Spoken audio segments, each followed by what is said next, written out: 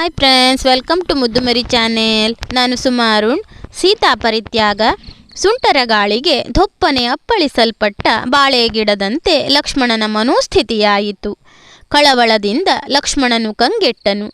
ಆದರೂ ಅಣ್ಣನ ಆಜ್ಞೆ, ಅಣ್ಣನ ಹಾದಿಯನ್ನು ಸದಾ ಅನುಸರಿಸಿ ಅವನ ನೆರಳಿಗೆ ಅಪಚಾರವಾದರೂ ಸಹಿಸಿಕೊಳ್ಳಲಾರದ ತಮ್ಮ ಲಕ್ಷ್ಮಣನು ಭಾರವಾದ ಮನಸ್ಸಿನಿಂದ ಸುಮಂತ್ರನೊಡನೆ ರಥವನ್ನು ಸಜ್ಜುಗೊಳಿಸುವುದಕ್ಕಾಗಿ ಆಜ್ಞೆಯಿತ್ತನು.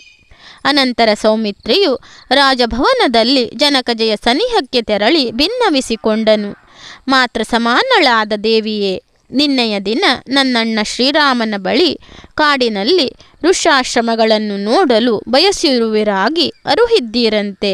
ನಿಮ್ಮ ಅಭಿಪ್ರಾಯವನ್ನು ಅಣ್ಣನು ಒಪ್ಪಿ ಕರೆದೊಯ್ಯಲು ನನಗೆ ಅಪ್ಪಣೆ ಮಾಡಿದ್ದಾನೆ.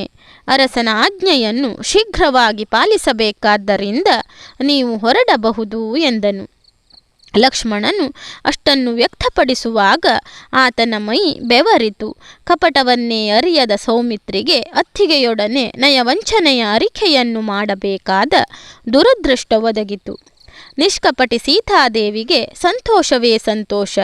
ಇನಿಯನನ್ನು ಮನಸಾರೆ ವಂದಿಸಿದಳು. ಎಂತಹ ಗುಣಾಢ್ಯಪತಿ! ಬಯಕೆಯನ್ನು ಬಯಲುಪಡಿಸಿದ ಒಂದು ದಿನದೊಳಗಾಗಿ ಪ್ರಯಾಣವನ್ನು ವ್ಯವಸ್ಥೆಯನ್ನು ಏರ್ಪಡಿಸಿದ್ದಾನೆ. ಮೈದುನನಾದ ಸೌಮಿತ್ರಿಯನ್ನು ತನ್ನ ಬೆಂಗಾವಲಿಗೆ ಕಳುಹಿಸುತ್ತಿದ್ದಾನೆ. 7 ಜನ್ಮದಲ್ಲಿಯೂ ಇಂತಹ ಪತಿ ಯಾರಿಗೆ ದೊರಕಬಹುದು? ಹೇ ರಾಮಭದ್ರ, ನನ್ನ ಜನ್ಮ ಧನ್ಯವಾಯಿತು. ಇಂಗಿತವನ್ನು ಕಾರ್ಯಗತಗೊಳಿಸಿದ ನಿನಗೆ ನಮೋ ನಮಃ. ಮುನಿಗಳಿಗೆ, ಮುನಿಪತ್ನಿಯರಿಗೆ, ವಟುಗಳಿಗೆ, ಕನ್ಯಾಮಣಿಗಳಿಗೆ ಉಡುಗೊರೆಯನ್ನು ಕೊಡುವುದಕ್ಕೋಸ್ಕರ ಧನರಾಶಿ, ರತ್ನಾಭರಣ, ವಿವಿಧ ಉಡುಗೆಗಳನ್ನು ಶೇಖರಿಸಿ ಶೀಘ್ರವಾಗಿ ಹೊರಟಳು. ಲಕ್ಷ್ಮಣ, ಶುಭ ಪ್ರಯಾಣದ ವೇಳೆ ಇದೇಕೆ ನನ್ನ ಬಲಗಣ್ಣಿನ ರೆಪ್ಪೆ ಹಾರುತ್ತಿದೆ, ಮೈ ನಡುಗುತ್ತಿದೆ, ಮನಸ್ಸಿನಲ್ಲಿ ಏನೋ ವೇದನೆಯಾಗುತ್ತಿದೆ. ಈ ಸಸ್ಯ ಶ್ಯಾಮಲೆಯಾದ ಭೂಮಿ ಬರಿದಾದಂತೆ ತೋರುತ್ತಿದೆ. ನನ್ನ ಭಾಗ್ಯ ದೇವತೆ ಶ್ರೀರಾಮನಿಗೆ ಏನೊಂದು ಕೆಡುಕಾಗದಿರಲಿ. ಆ ನಿರ್ಮಲ ಹೃದಯಕ್ಕೆ ತಂತ್ರಗಾರಿಕೆಯ ಅರಿವೇ ಇರಲಿಲ್ಲ. ಸ್ವರ್ಣರಥವು ವೇಗದಿಂದ ಧಾವಿಸಿತು. ಚತುರಶ್ವಗಳಿಂದ ಬಂಧಿಸಲ್ಪಟ್ಟ ಆ ಸ್ಯಂಧನವು ಪಾಪ ವಿನಾಶಿನಿಯಾದ ಭಾಗೀರಥಿಯ ತೀರಕ್ಕೆ ಬಂತು. ಪ್ರಳಯ ಕಾಲದಲ್ಲಿ ಉಕ್ಕೇರುವ ಸಮುದ್ರದ ಅಲೆಯನ್ನು ಯಾರು ಹಿಡಿದು ನಿಲ್ಲಿಸಬಹುದು? ಒಳಗಿಂದೊಳಗೆ ಕೊರಗಿ ಉಕ್ಕುತ್ತಿರುವ ಮನೋಭಾವನೆಯನ್ನು ಸೌಮಿತ್ರಿಗೆ ನಿಯಂತ್ರಿಸಿಕೊಳ್ಳಲಾಗಲಿಲ್ಲ. ಒಮ್ಮೆಯೇ ತಾಯೇ ಎಂದು ಬಿಕ್ಕಿ ಬಿಕ್ಕಿ ಅಳುವುದಕ್ಕೆ ಪ್ರಾರಂಭಿಸಿದನು. ಏನೂ ಅರಿಯದ ಆ ಮುಗ್ಧ ಜೀವಿ ಸೀತೆಯು ಅವನನ್ನು ಸಮಾಧಾನಗೊಳಿಸಿದಳು. ನನ್ನ ಮಗನಂತೆ ಪ್ರೀತಿಯಿಂದ ನಿನ್ನನ್ನು ಇಂದಿನವರೆಗೆ ಕಂಡಿದ್ದೇನೆ. ಆದರೆ ನೀನು ಯಾವ ಸಮಯದಲ್ಲಿಯೂ ಹಸುಳೆಯಂತೆ ರೋಧಿಸುವುದನ್ನು ನೋಡಲಿಲ್ಲ. ಯಾವಾಗಲೂ ಅಣ್ಣನನ್ನು ಬಿಟ್ಟವನಲ್ಲ. 2 ರಾತ್ರಿ ಅಗಲುವುದಕ್ಕಾಗಿ ಶೋಕಿಸುವೆಯಾ? ಗಂಗೆಯನ್ನು ದಾಟಿಸಿ ಮಹರ್ಷಿಗಳ ಮಹಾತ್ಮರ ದರ್ಶನ ಮಾಡಿಸು. ಅನಂತರ ಆದಷ್ಟು ಬೇಗನೆ ಹಿಂದೆ ಹೋಗಬಹುದು. ಎಂತಹ ಭಾತೃವಾತ್ಸಲ್ಯ! ಕುಮಾರ, ನಿನಗೆ ಶುಭವಾಗಲೆಂದು ಭಗವಂತನಲ್ಲಿ ಪ್ರಾರ್ಥನೆಯನ್ನು ಸಲ್ಲಿಸುತ್ತೇನೆ. 1 ರಾತ್ರಿಯೊಳಗೆ ಅಯೋಧ್ಯೆಗೆ ಹಿಂತೆರಳುವ ನನಗೆ ಈಗಲೇ ನನ್ನ ಪಾಲಿನ ಭಾಗ್ಯದೇವತೆಯೂ ಆದ ರಘುವಂಶ ಕೇಸರಿಯನ್ನು ವೀಕ್ಷಿಸಲು ಮನಸ್ಸು ತವಕಿಸುತ್ತಿದೆ. ರಥವು ಗಂಗಾ ತೀರಕ್ಕೆ ಬಂದ ಕೂಡಲೇ ಲಕ್ಷ್ಮಣನು ಸುಮಂತ್ರನನ್ನು ಅಲ್ಲಿಯೇ ನಿಲ್ಲುವಂತೆ ತಿಳಿಸಿದನು. ಪಾವನೆಯಾದ ದೇವಗಂಗೆಯನ್ನು ದಾಟಲು ನಾಮೆಯು ಸಿದ್ಧವಾಯಿತು. ಸೀತೆ ಮತ್ತು ಲಕ್ಷ್ಮಣನು ದೋಣಿಯನ್ನೇರಿ ಪವಿತ್ರವಾದ ಜಾಹ್ನವಿಯನ್ನು ದಾಟಿದರು. ಹರಿಯುವ ಪ್ರವಾಹವನ್ನು ದಾಟಿ ತೀರವನ್ನು ತಲುಪಿದ ಕೂಡಲೇ ಸೀತಾದೇವಿಯ ಪಾದಗಳ ಬಳಿ ನಿಂತು ಲಕ್ಷ್ಮಣನು ಕಂಬನಿಯನ್ನು ಸುರಿಸಿದನು. ಅತ್ತಿಗೆ, ದುಃಖದಿಂದ ನನ್ನ ಚಿತ್ತ ಹುತ್ತವಾಗಿದೆ. ಮನಸ್ಸಿನೊಳಗೆ ಉಗಮಿಸುತ್ತಿರುವ ಶೋಕದ ಪ್ರವಾಹವನ್ನು ಬಚ್ಚಿಡಲಾಗುವುದಿಲ್ಲ. ನನ್ನ ತಲೆಯು ಸ್ತಬ್ಧವಾಗಿದೆ. ನಾನೊಬ್ಬ ಹೃದಯಹೀನನಾದ ಕಟುಕನಿಗಿಂತಲೂ ಕೀಳಾಗಿದ್ದೇನೆ. ಲಕ್ಷ್ಮಣ, ಏನನ್ನು ಹೇಳಲು ಬಯಸುತ್ತಿರುವೆ? ಯಾಕೆ ತೊದಲುತ್ತಿರುವೆ?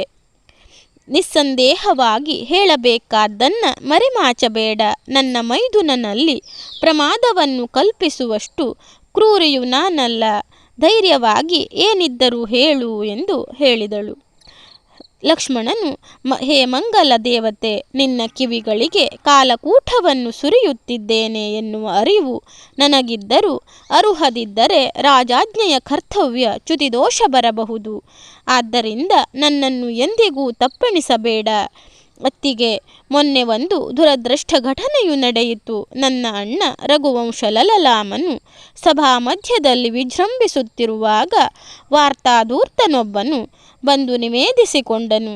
ರಾವಣನಲ್ಲಿ ಬಹುದಿನಗಳವರೆಗೆ ಇದ್ದು ನೀವು ಲಂಕೆಯಿಂದ ಹಿಂತಿರುಗಿದ್ದರಿಂದ ಹಾಲಿನಂತಹ ನಿಮ್ಮ ಗುಣನಡತೆಯನ್ನು ಶಂಕಿಸಿ ಅಲ್ಲೊಬ್ಬರು ಇಲ್ಲೊಬ್ಬರು ರಹಸ್ಯವಾಗಿ ಟೀಕಿಸುತ್ತಿದ್ದಾರೆ ಎಂಬುದಾಗಿ ದೂತನು ಅರುಹಿದನು.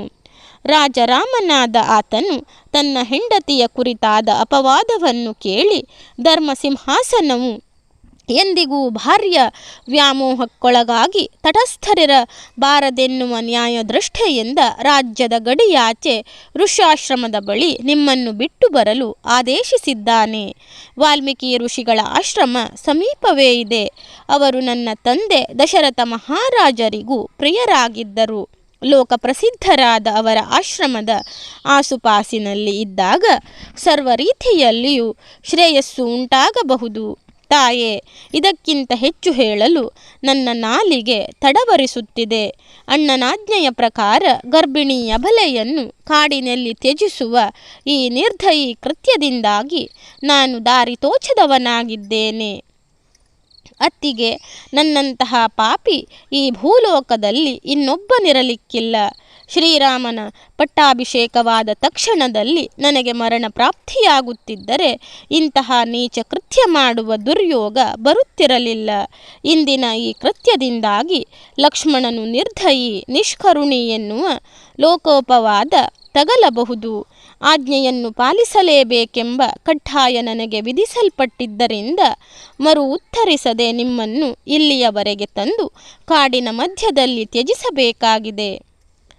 ಹೇ ದಯಾಮಯಳಾದ ತಾಯೇ, ನನ್ನನ್ನು ಕ್ಷಮಿಸು. ಕರುಣೆಯ ಕಡಲನ್ನೇ ತುಂಬಿರತಕ್ಕ ನಿಮ್ಮ ಹೃದಯವು ಮೈದುನನನ್ನು ಕ್ಷಮಿಸುವ ಕೃಪೆ ತೋರಲಿ. ಮಹಾರಾಜನಾದ ಶ್ರೀರಾಮನನ್ನು ಸದಾ ಸ್ಮರಿಸಿರಿ.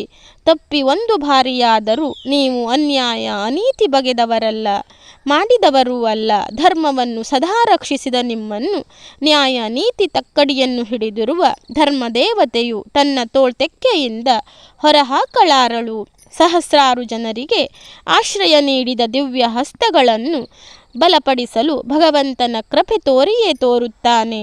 ಬಿರುಗಾಳಿಯ ರಭಸಕ್ಕೆ ಎತ್ತರವಾಗಿ ನಿಂತಿರುವ ಗೋಪುರ ಅಕಸ್ಮಾತ್ ಕುಸಿದು ಬಿದ್ದಂತಾಯಿತು ಸೀತೆಯ ಪರಿಸ್ಥಿತಿ. ಲಕ್ಷ್ಮಣನ ಮಾತುಗಳನ್ನು ಕೇಳುತ್ತಲೇ ದೇಹವನ್ನು ಅಗ್ನಿಯ ಕೊಳ್ಳಿಯಿಂದ ಸುಟ್ಟಂತಾಯಿತು. ನಿಂತ ನೆಲವನ್ನು ನಂಬಲಾಗಲಿಲ್ಲ. ತುಂಬು ಗರ್ಭಿಣಿಯು ನಿಂತಲ್ಲಿನಿಂದಲೇ ಬಿದ್ದು ಮೂರ್ಛೆ ಹೋದಳು. ಮೂಕ ಪ್ರೇಕ್ಷಕನಾಗಿ ನಿಂತಿದ್ದ ಲಕ್ಷ್ಮಣನಿಗೆ ಸಂತೈಸುವ ಕಾರ್ಯವೊಂದಲ್ಲದೆ ಬೇರೇನನ್ನೂ ಮಾಡಲಾರದ ಸ್ಥಿತಿ ಒದಗಿತು. ರಾಮನಾಜ್ಞೆಯೊಂದಲ್ಲದಿದ್ದರೆ ಕಾಳಭೈರವನನ್ನು ಎದುರಿಸಬಲ್ಲ ಎದೆಗಾರಿಕೆ ಆತನಲ್ಲಿತ್ತು. ಗರುಡನ ನೆರಳಿನಲ್ಲಿ ಇದ್ದು ಬುಸುಗುಟ್ಟುವ ಸರ್ಪದ ಸ್ಥಿತಿಯು ಸೌಮಿತ್ರಿಯದಾಗಿತ್ತು. ಜನಕಜೆಯು ತುಸು ಹೊತ್ತಿನಲ್ಲಿ ಚೇತರಿಸಿಕೊಂಡಳು. ವೀರಲಕ್ಷ್ಮಣ, ನನ್ನನ್ನು ಈ ಜನ್ಮಮಿಡಿ ಅಳುವುದಕ್ಕೋಸ್ಕರವೇ ಪರಮಾತ್ಮನು ಉಂಟು ಮಾಡಿರಬಹುದೇ? ಕರ್ಮ ಸಿದ್ಧಾಂತದ ಮೇಲೆ ಶ್ರದ್ಧೆ ಇಡತಕ್ಕವರು ನಾಮಲ್ಲವೇ? ಖಂಡಿತವಾಗಿ ಹಿಂದಿನ ಜನ್ಮದಲ್ಲಿ ಇತರ ಸತಿಪತಿಯರನ್ನು ನಾನು ಬೇರ್ಪಡಿಸಿರಬೇಕು. ಆ ಪಾಪದ ಹೊರೆಯನ್ನು ಈಗ ಅನುಭವಿಸುತ್ತಿದ್ದೇನೆ. ಪರಿಶುದ್ಧ ಮನಸ್ಸಿನಿಂದ ಪತಿ ಸೇವೆಯನ್ನು ಮಾಡಿ ಬಾಳಿನ ನೌಕೆಯನ್ನು ಸಾಗಿಸಿದ ನನಗೆ ಈ ದುರ್ಗತಿಯೇ? ಲೋಕಾಭಿರಾಮನಾಗಿರುವ ಇನವಂಶದ ದೊರೆಯಾದ ನನ್ನ ಪತಿದೇವನು ನಿಷ್ಕರುಣಿಯಾಗಿ ದೂರ ಕಳುಹಿಸಿರಬಹುದೇ? ಅವನಲ್ಲಿ ಕುಂದನ್ನು ಎಣಿಸಬಾರದು. ಕರುಣಾಳು ರಾಘವನಲ್ಲಿ ತಪ್ಪಿಲ್ಲ. ಲಕ್ಷ್ಮಣ, ನಾನು ವಾಲ್ಮೀಕಿ ಆಶ್ರಮವನ್ನು ಪ್ರವೇಶಿಸಿದರೆ ಅವರು ಏನನ್ನಬಹುದು? ಪತಿಯನ್ನು ಬಿಟ್ಟು ಯಾಕೆ ಇಲ್ಲಿಗೆ ಬಂದೆ ಎಂದು ಪ್ರಶ್ನಿಸಿದರೆ ಯಾವ ಉತ್ತರವನ್ನು ನೀಡಲಿ? ಈಗಲೇ ಹರಿಯುವ ಪವಿತ್ರ ಗಂಗೆಯಲ್ಲಿ ಮುಳುಗಿ ಸಾಯುತ್ತಿದ್ದೆ. ಆದರೆ ನವಮಾಸ ಹೊತ್ತಿರುವ ತುಂಬು ಗರ್ಭಿಣಿಯಾದ್ದರಿಂದ ಮರಣ ಸಂಭವಿಸಿದರೆ ಪತಿಯ ವಂಶವು ವಿಚ್ಛಿನ್ನವಾಗುವುದು. ಎಂತಹ ದುಸ್ಥಿತಿ! ಸಾಯುವ ಹಾಗೆಯೂ ಇಲ್ಲ, ಬದುಕುವ ಹಾಗೆಯೂ ಇಲ್ಲ. ಇದು ಒಂದು ವಿಧಿ ಪರೀಕ್ಷೆಯಾಗಿದೆ ನನಗೆ. ಈ ವಿಧಿ ವಿಲಾಸದಲ್ಲಿ ಕಣ್ಣೀರು ಸುರಿಸುವ ಪಾತ್ರ ನನ್ನದಾಗಿದೆ. ಇರಲಿ ಲಕ್ಷ್ಮಣ, ಬತ್ತಿದ ಕೆರೆಯಲ್ಲಿ ಬಲೆ ಏಕೆ? ಲೋಕೋಪವಾದದ ನಿಂದನೆಗೆ ತುತ್ತಾದ ಮೇಲೆ ಕರುಣೆ ಏಕೆ? ನನ್ನಿಂದಾಗಿ ನಿನಗೂ ಸಹಿಸಬಾರದ ದೈಹಿಕ ಮತ್ತು ಮನೋಸಂಕಟಗಳು ಪ್ರಾಪ್ತಿಯಾಯಿತು.